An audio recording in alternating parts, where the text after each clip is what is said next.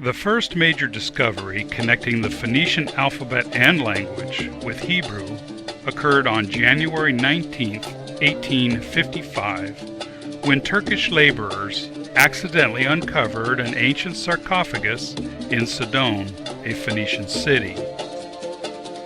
On this sarcophagus was a lengthy inscription written in the Phoenician alphabet and language, which was found to be identical to Hebrew with only a few exceptions.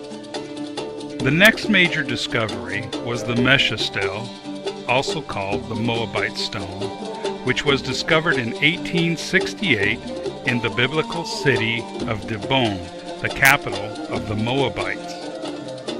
The inscription was written with the same letters as the Phoenician, Old Hebrew, and Samaritan, and it was discovered that the Moabite language was also the same as Hebrew, with some minor variations. The Salom inscription, discovered in 1880, is written on the wall of Hezekiah's tunnel, which connects Gihon Spring to the Pool of Siloam in East Jerusalem. This Hebrew inscription was written in the same style as the Phoenician and Moabite inscriptions. During the excavation of the city of Gezer, 30 miles from Jerusalem, a limestone tablet was discovered in 1908 with a Hebrew inscription written in the Old Hebrew alphabet. In 1935, 18 ostraca, which are broken pieces of pottery, were discovered in the ancient city of Lachish, with Hebrew writing in the Old Hebrew alphabet. In 1966, an inscription was discovered in Amman, Jordan, with an Ammonite inscription whose alphabet and language was also similar to the Phoenician and Hebrew.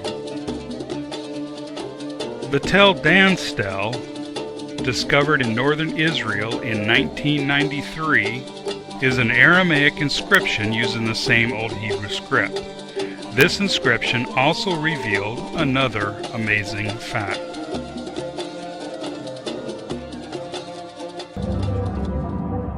The Tel Dan stela is a monumental stone inscription incised with letters. It is written in Aramaic, put up by an Aramaic king who claims that he has conquered 70 cities.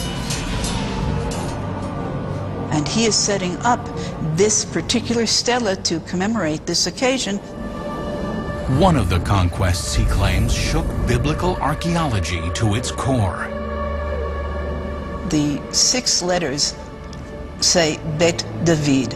There's the Bet and the Yud, the Taf, the Dalet, the Vav, and then again the Dalet, Bet David. Between every other words in this inscription there is a very clear dot. But between these 2 words, Bet and David, there is no dot, which has been interpreted as meaning that this was a concept, even though it was made up of 2 words.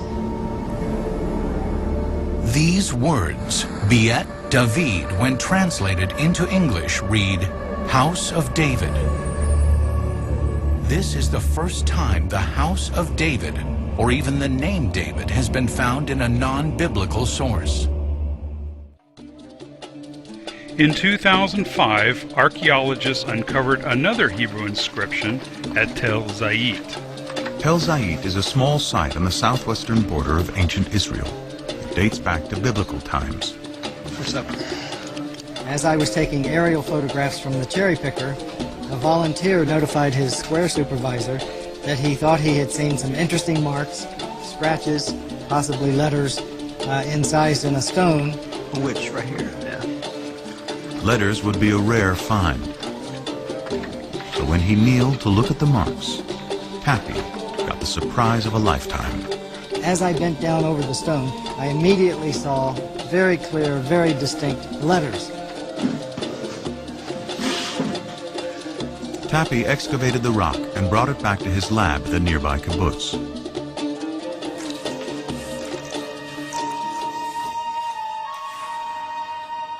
It was only then that he realized he had more than a simple inscription.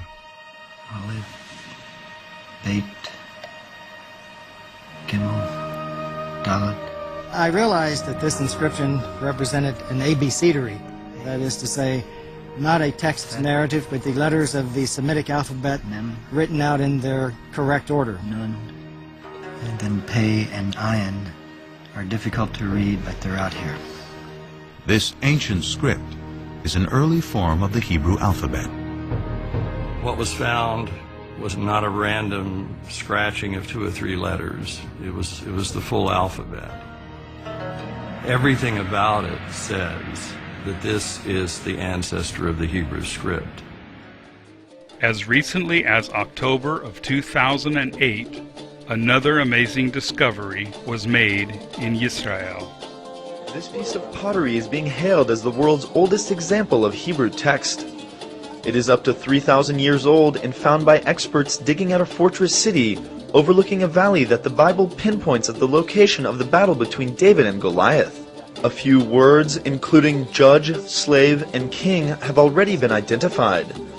Experts say it is written in a Proto-Canaanite script, which they call the mother and father of every alphabetic script around the world. The archaeologist who leads the team says the text is hugely significant. Currently, there is a heated debate about the historical value of the Bible. If we have historical information, or it's only theological and literary, composed hundreds of years later. Our site clearly proves that already in the early 10th century BC, there was a kingdom in Judah, and that King David existed as a king, and that he built fortified cities.